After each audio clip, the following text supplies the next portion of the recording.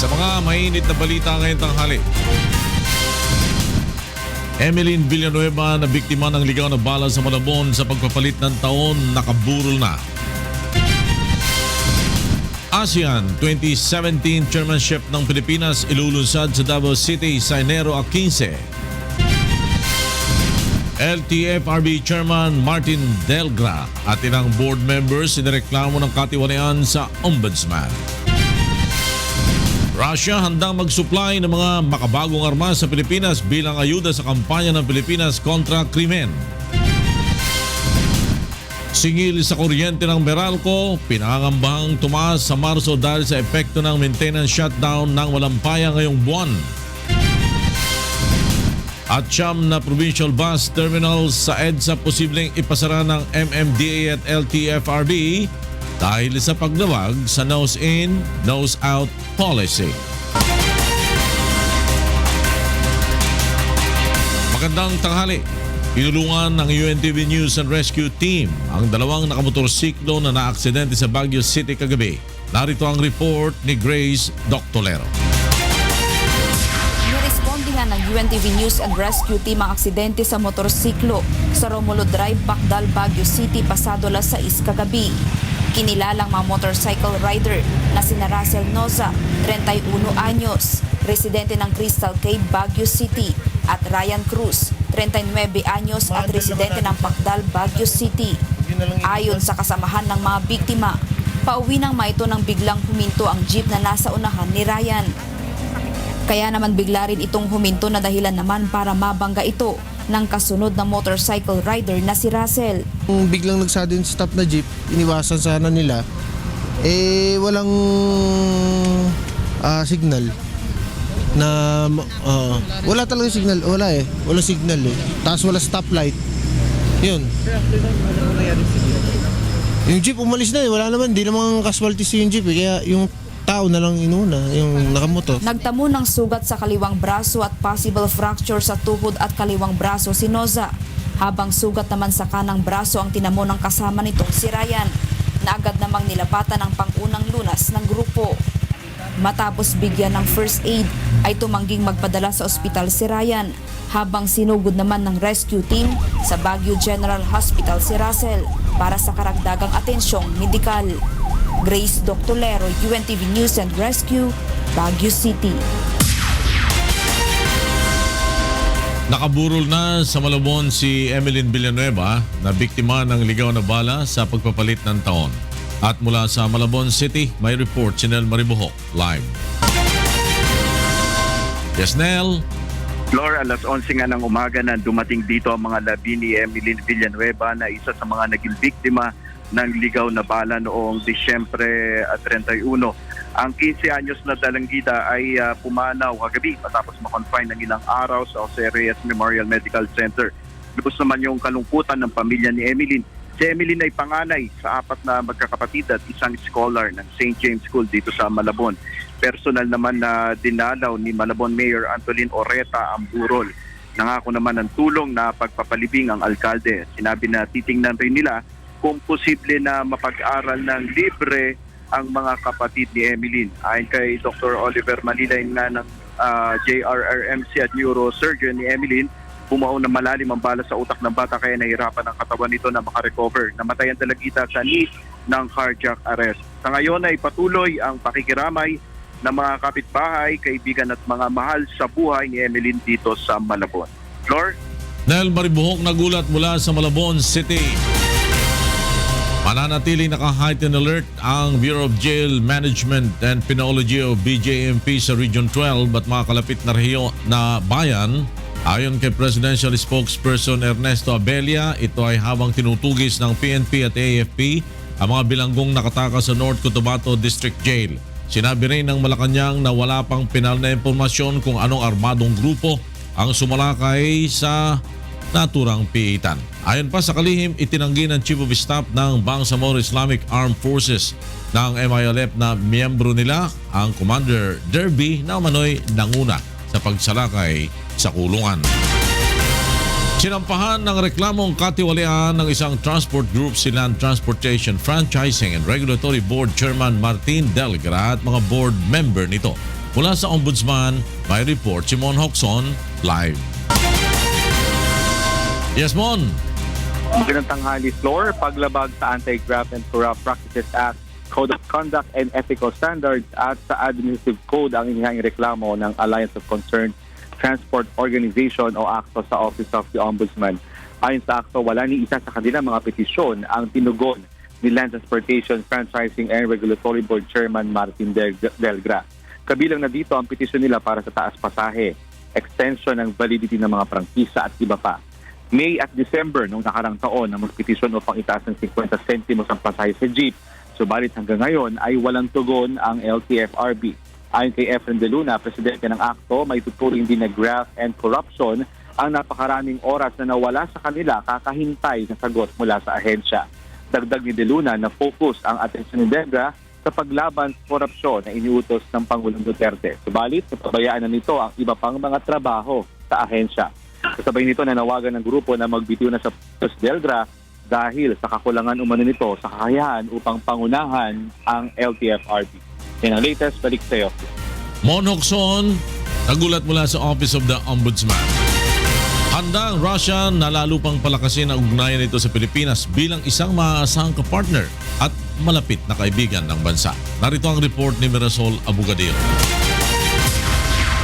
Tiwala ang Russia na magpapatuloy ang magandang ugnayan nito ngayon sa Pilipinas. Sa press conference kahapon ni Russian Ambassador to the Philippines Igor Kovaev na isinagawa sa dumaong na Russian anti-submarine vessel Admiral Tribut sa Manila South Harbor. Sinabi nito na nauunawaan niya ang layo ng Pilipinas na lalo pang mapalawak ang foreign partners nito at nakahanda itong tumulong sa bansa. We are talking about diversification. It's not a choice between these partners and those ones. Diversification means preserving, keeping traditional old partners and getting the new ones. So Russia is ready to become a new reliable partner and close friend of the Philippines.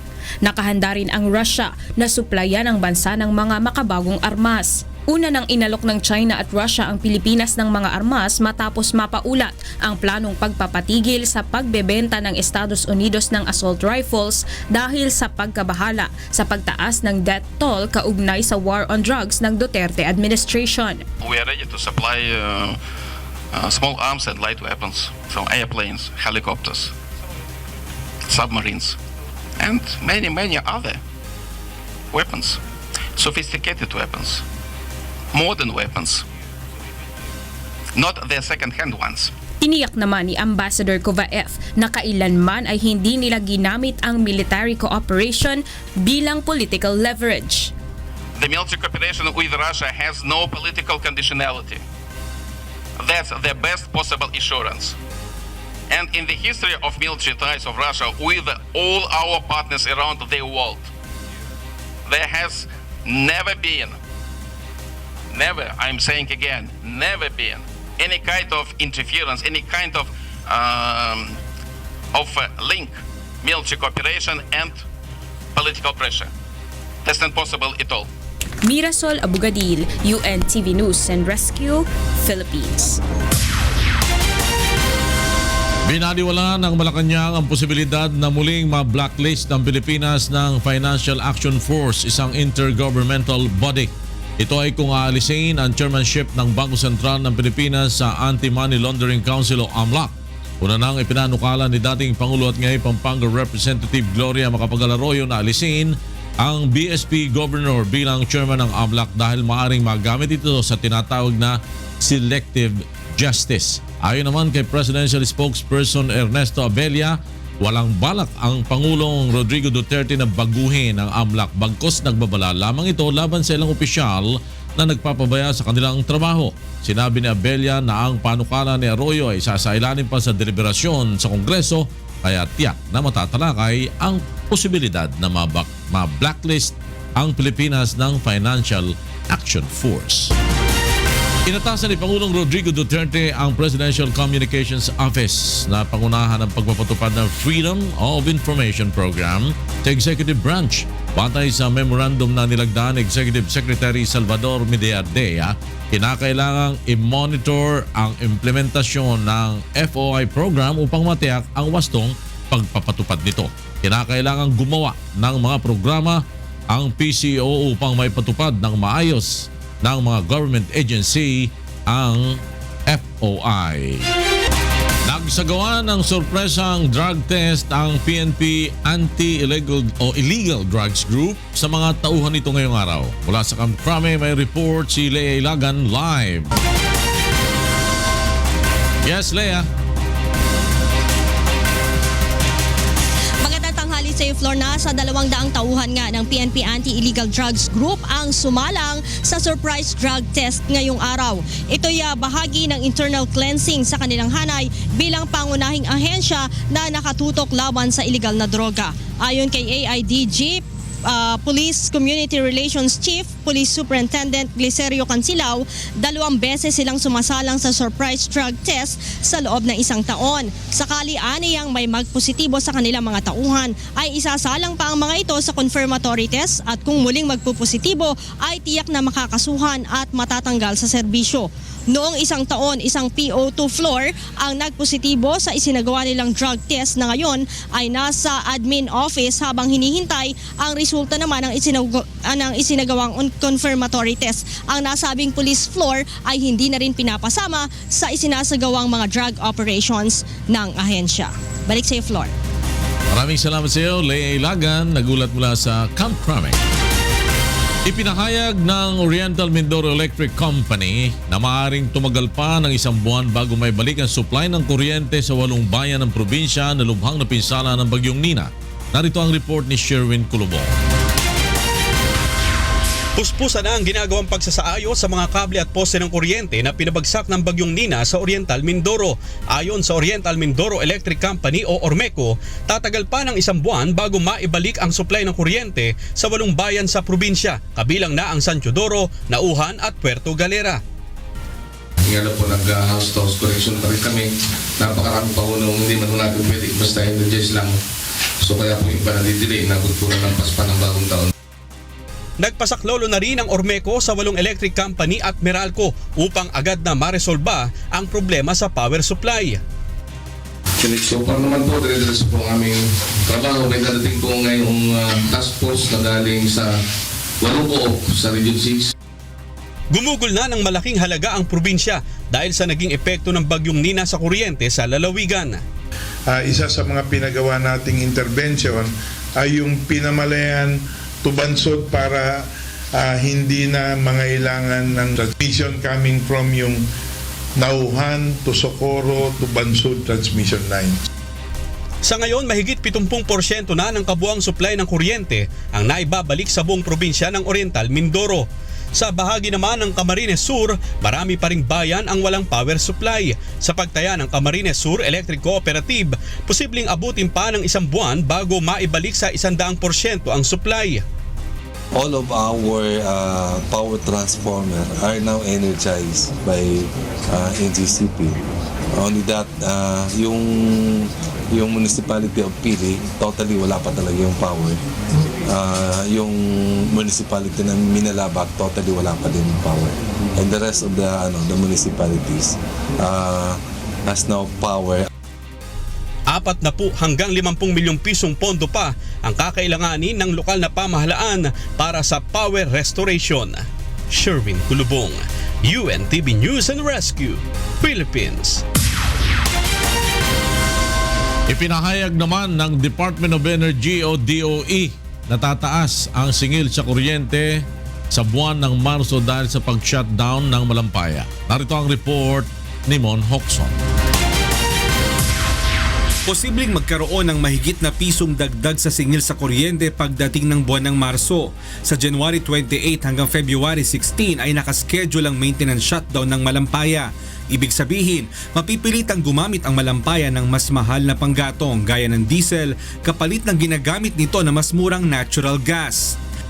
Ang nangyari po sa Malampaya shutdown dito sa supply ay magkakaroon ng change of fuel from nat gas na ang presyo ay mas mura sabihin na lang natin, itago natin sa figure na 4 pesos at mapupunta siya sa mas mahal na 6 to 8 pesos na diesel.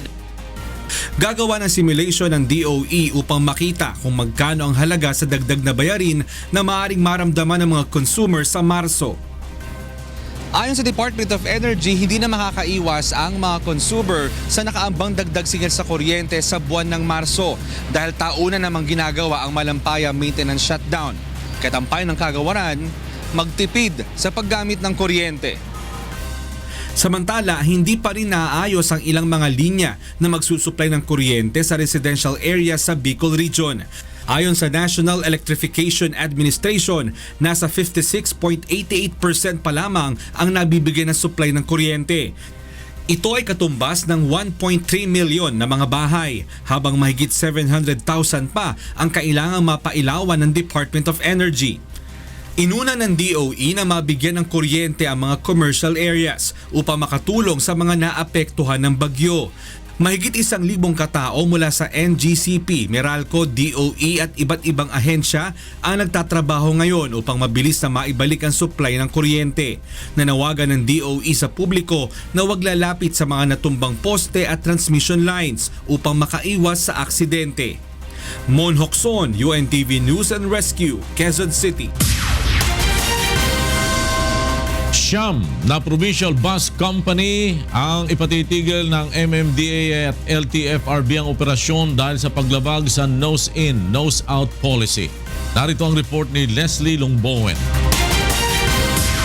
Siyam sa 16 na provincial bus terminal sa kahabaan ng EDSA ang posibleng ipasara ng Metro Manila Development Authority dahil sa paglabag sa ipinatutupad na nose-in, nose-out policy.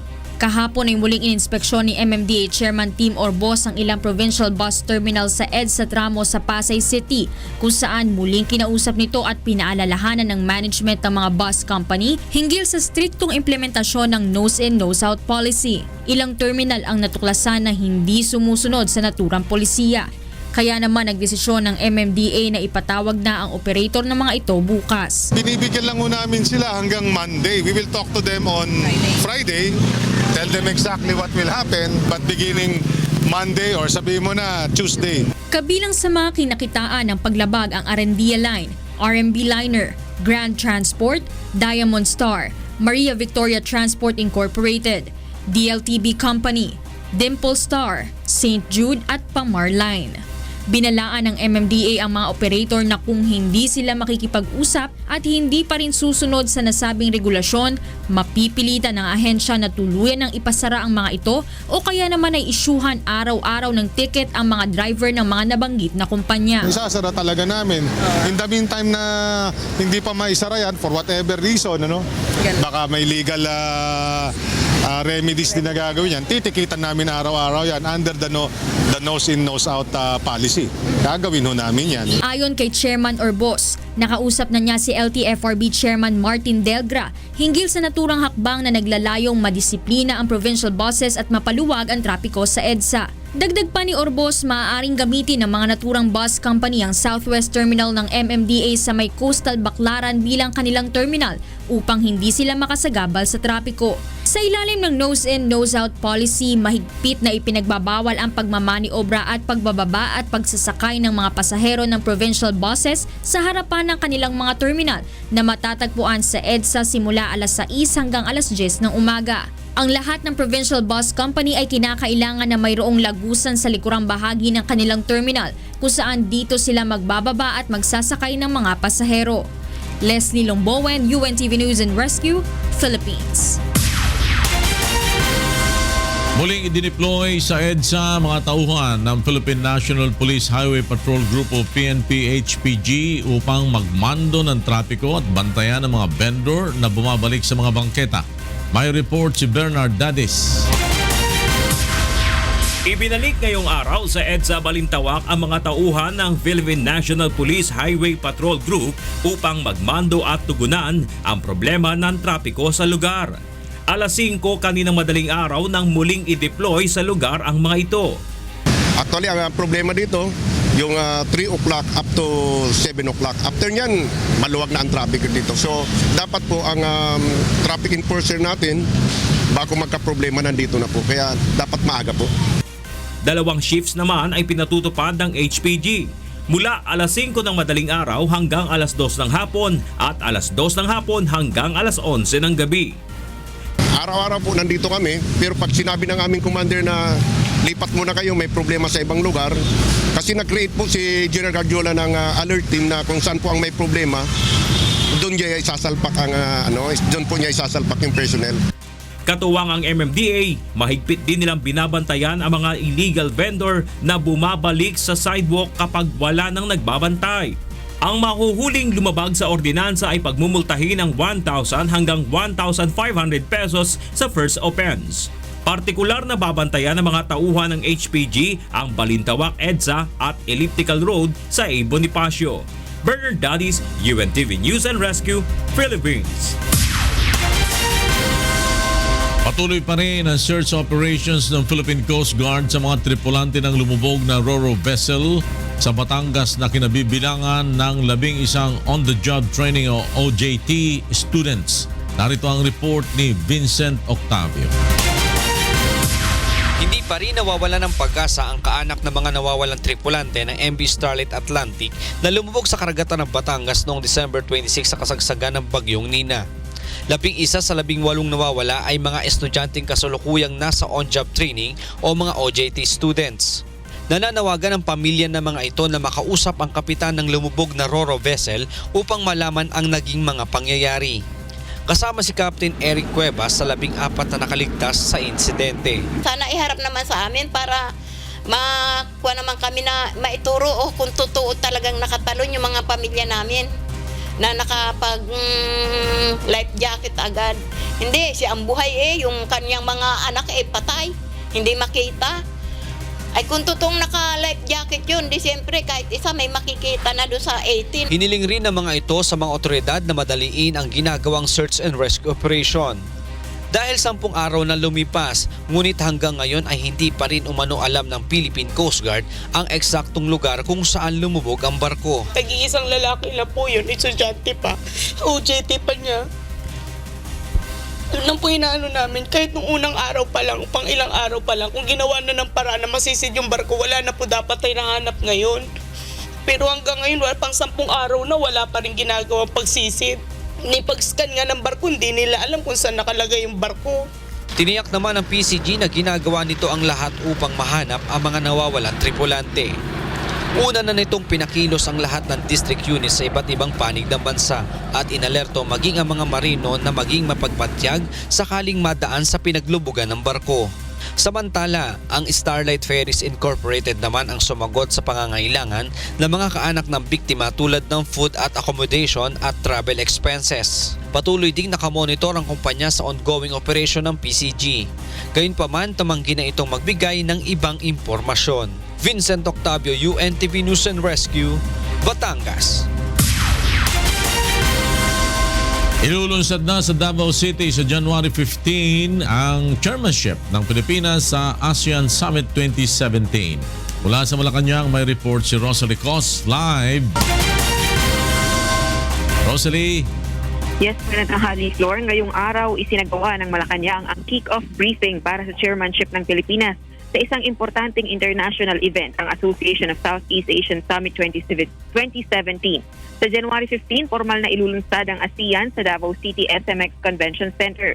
At 6 na puntos na magiging sentro ng agenda ng mga conference at meeting para sa ASEAN 2017. Kabilang na ang issue ng migrant workers, peace at stability, maritime security and cooperation, inclusive economic growth, resilient ASEAN at contingency capability laban sa mga kalamidad, ASEAN bilang model ng regionalism at global player. Ang Presidential Communications Office naman ang naatasang maging lead committee sa Media Affairs at Communications upang malaman ng publiko kung ano ang kahalagahan ng ASEAN sa bansa at sa buong rehiyon. Wala namang namomonitor ng security threat ang Philippine National Organizing Council hinggil sa event. Ayon naman sa Department of Foreign Affairs Undersecretary Enrique Manalo, kabilang sa agenda para sa ASEAN 2017 ang maritime dispute sa West Philippine Sea at target na ring tapusin ngayong taon ang framework para sa declaration ng Code of Conduct para sa South China Sea bago matapos ang 2017. Flor? Rosa Ricos nagulat mula sa Malacanang. Binuksan na sa publiko ang Russia Navy vessel na nakadaong ngayon sa Pier 15 sa Maynila. Mula sa Manila Port Area, may report si Brian De Paz live. Brian! Yes, Flor, magandang tanghali. Ipinasilip na nga sa publiko itong Russian Navy vessels. Ito yung large anti-submarine ship at large sea tanker. Mahigpit ang ipinatutupad na seguridad bago pumasok dito sa loob ng Pier 15. May inihandang shuttle service sa mga tao ang port agent upang dalhin sa aboard Russian Navy vessel. Ayon sa ilang nakapanayam natin, nais nilang makita ang Russian Navy vessel warship at naniniwalang malaki ang magagawa ng pakikipag-alyansa ng bansa sa Russia. Lahat ng nais na pumasok dito sa loob ng Russia vessel ay kailangan munang kumuha ng ID pass. Mamayang hapon naman, inaasahang ipapakita ang Russia Marines Capability Demonstration at wreath laying ceremony dito sa Maynila.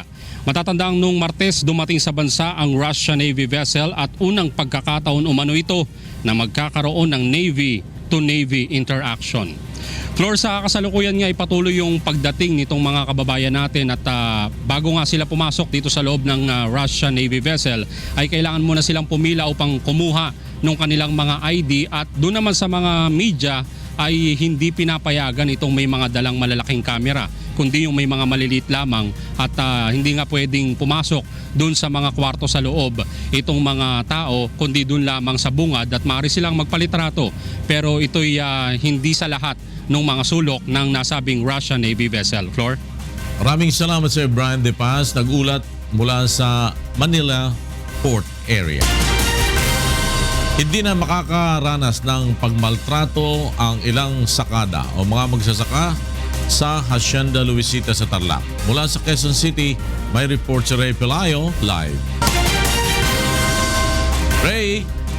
Lord, nasa tanggapan na ng Department of Agrarian Reform o DAR ang mga sakada o mananabas ng tubo matapos ito nga ma-rescue sa Hacienda Luisita. Umabot sa 43 ang na-rescue ng Union ng mga manggagawa sa agrikultura noong 25 hanggang 31 ng Disyembre. At ngayong umaga lamang ay dumating pa ang siyam na sakadas matapos tumakas sa Hacienda Luisita. Reklamo ng mga ito ang hindi pagpapatupad ng ipinangakong pasahod at iba pang benepisyo gaya ng SSS. Sa kanilang komputasyon ay nasa 9 pesos and 46 centavos lamang ang kanilang sinusweldo kada araw na hamak na malayo sa umiiral na daily minimum wage region 3 na 334 pesos. Naipaalam na sa DOLE ang kaso ng labor violations at plano rin ang mga sakada na maghain ng kasong kriminal, partikular ang human trafficking, laban sa kontraktor na Green Hand Labor Service Cooperative at sa principal employer na Agriculto Incorporated at Central Azucarera de Tarlac. Ayon sa mga tumakas, tinatayang nasa 800 ang mga kasama nilang sakada sa hacienda, subalit sa ngayon ay nasa 20 na lamang ang mga ito dahil nagsialisan na rin sa lugar. Ang nasa 160 na po sa mga sakada ay na-recruit pa sa Bukidnon habang ang iba naman ay galing sa Cotabato at Davao. Flor? Ray! Yes, Flor? Bakit kailangan pang tumakas ng mga sakada? Ikinulong ba sila o pinigil sila ng kontraktor? Yes, Flor. Doon sa sinasabi nitong mga sakada ay nandun sila sa isang lugar na kung saan may nakakulong sila. Kumbaga hindi sila malayang kaagad na makalabas dun sa lugar dahil pinipigil sila nung kanilang employer sa lugar at kaya sila ay tumakas. Yung iba naman ay nirescue nitong union ng mga manggagawa sa agrikultura, yung grupo ng mga magsaka. Maraming salamat sa Ray Pelayo, nagulat ng live mula sa Quezon City.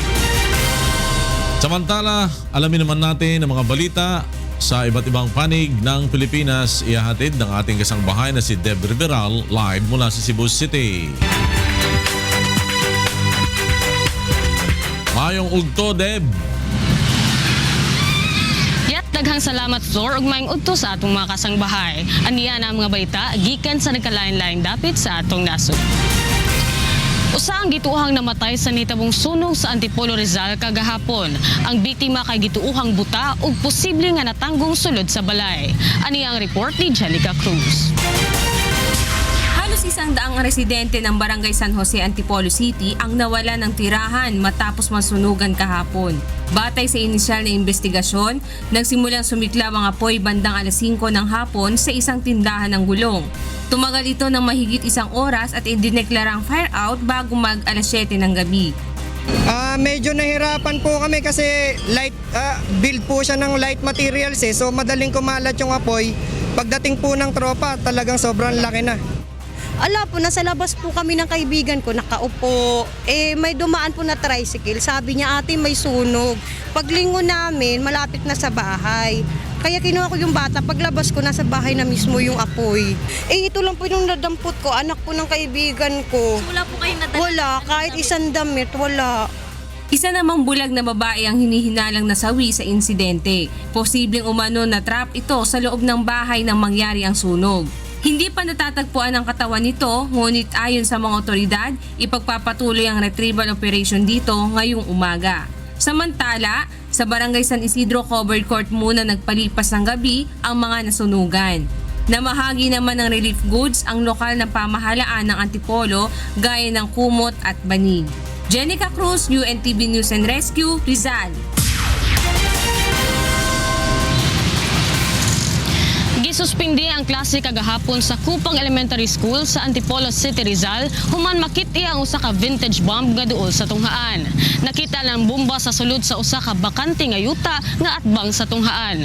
Na-recover sa Regional Bomb Squad ang usa ka 155mm artillery projectile. Gingong dili na kini makabuto kay wala na kani fuse. Samtang balik na sa normal ang klase sa mga tinun-an na maong tunghaan karong adlaw. Sa laing bahin, nagbutang na og mga bag-ong Regional Director ang Office of Civil Defense sa nasod. Kini ang balita ni Sherwin Colobong. I hereby affix my signature in your presence.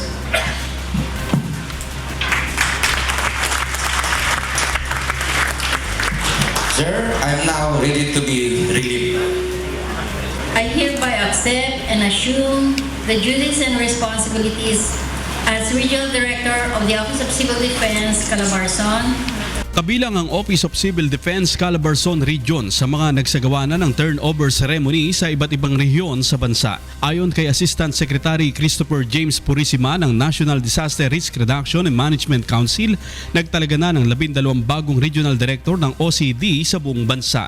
Bukod pa ang 3 bagong talagang Director 3 na katumbas ng posisyong Service Chief sa Office of Civil Defense. That OCD is the prime mover of national efforts in civil defense in DRRM. Therefore, we as public servants are expected to be at the height of readiness, provide proactive and strategic actions, and maintain foresight. Dagdag pa ni Purisima, ang mga bagong talagang opisyal sa bawat rehiyon ay karagdagang puwersa anya ng ahensya upang maihanda ang publiko sa mga sakuna. Sherwin Colobong, UNTV News and Rescue, Laguna. Og kana ang mga balitang atong gitutukan gawas sa kauluhan. Gikan dinhi sa Cebu City, balik din ha sa inyo floor. Daghang salamat, Deb Riveral.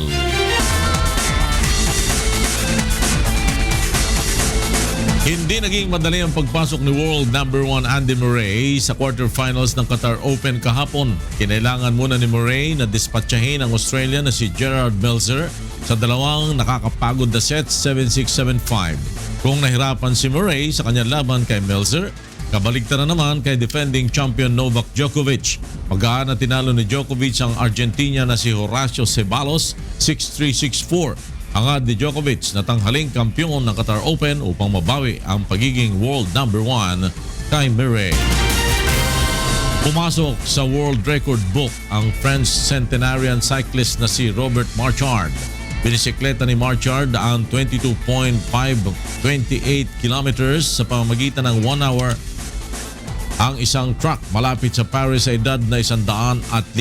Marami fans si Marchand sa France na nag-cheer sa kanya habang umiikot sa velodrome, suot ang dilaw at asul na uniforme na nakasulat ang number 105 sa kanyang likuran. Hindi na bago ang dating fireman sa pag-break ng record. Sa kanyang ika-100 taong karawan, tinangal siyang fastest cyclist sa kanyang edad na binisikleta ang 100 kilometro. Sa edad na 102, nakuha niya ang 27 kilometers sa loob lamang ng isang oras. Ipinanganak si Marchard noong 1911 sa Northern France at nagsimulang magbisikleta sa edad na 14 at sineryoso ang cycling sa gulang na 67. Samantala, tunghayan naman natin ang mga William Theo. Good afternoon, William. Good afternoon, Flor, and to all our kasangbahay. Here are the top stories from around the globe. The reprint of Hitler's Mein Kampf takes Germany by storm, Jovic Burmas reports. Sales of Adolf Hitler's Mein Kampf have soared since a special edition of the Nazi leader's political treatise went on sale in Germany a year ago. The book outlines Hitler's ideology that formed the basis for Nazism and sets out his hatred of Jews, which led to the Holocaust. A German publisher says the new edition is the first reprint since World War II. Released last January after a 70-year copyright on the text expired at the end of 2015. It includes explanatory sections and some 3,500 annotations and has sold 85,000 copies to the surprise of its publishers. Hitler wrote Mein Kampf, which translates to My Struggle in English, between 1924 and 1926. It was banned by the Allies at the end of World War II. Hitler wrote most of the first highly autobiographical volume while incarcerated in Landsberg prison after his failed Munich coup attempt in 1923. After his release, he wrote much of the second volume at his mountain retreat near Berchtesgaden. A bestseller after he became chancellor in 1933, Mein Kampf had by 1945 sold 12 million copies and been translated into 18 languages. Jovic Burmas, UNTV News and Rescue, Europe. Meanwhile, a New York City commuter train derailed at a Brooklyn terminal after ramming into a bumper during Wednesday's morning rush. More than 100 people suffered non-life-threatening injuries. Dozens of emergency crews swarmed Atlantic Terminal after the Long Island Railroad train went off the tracks inside the busy transportation hub at about 8:30 a.m. The train had failed to stop prior to striking a so-called bumping post or barrier, but that the investigation into the cause of the crash was still only just the beginning. And in other news, cult leader and convicted mass murderer in 1960s Charles Manson is still alive. Reports say that Manson was transported to a hospital in Bakersfield, California, about an hour from California State Prison in Corcoran, where he was being held for an undisclosed medical issue. In the 1960s, Manson, an ex-convict, assembled a group of runaways and outcasts known as the Manson family. In the summer of 1969, he directed his mostly young female followers to murder 7 people in what prosecutors said was part of a plan to incite a race war. Manson was originally sentenced to death but was spared execution and his sentence converted to life in prison after the California Supreme Court declared the death penalty unconstitutional in that state. And those are the stories making headlines around the globe. Back to you, Flor. Thank you, William Theo.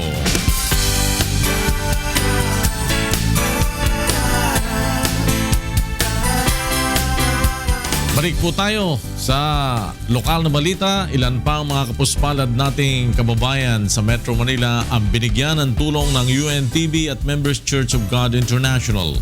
Sa Parañaque City, tumanggap ng mga pagkain at gift packs ang ilang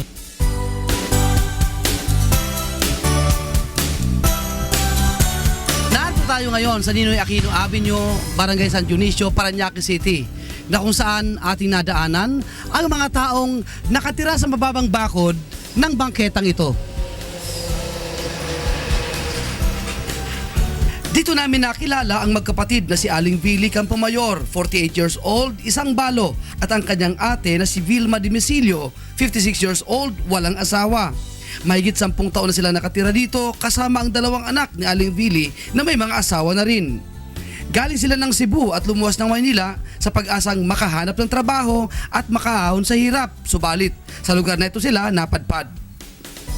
Bago lang akong tumigil sa pagtitinda. Bago lang. Tapos yun. Nakakaraos naman kayo sa araw-araw niya. Oo naman.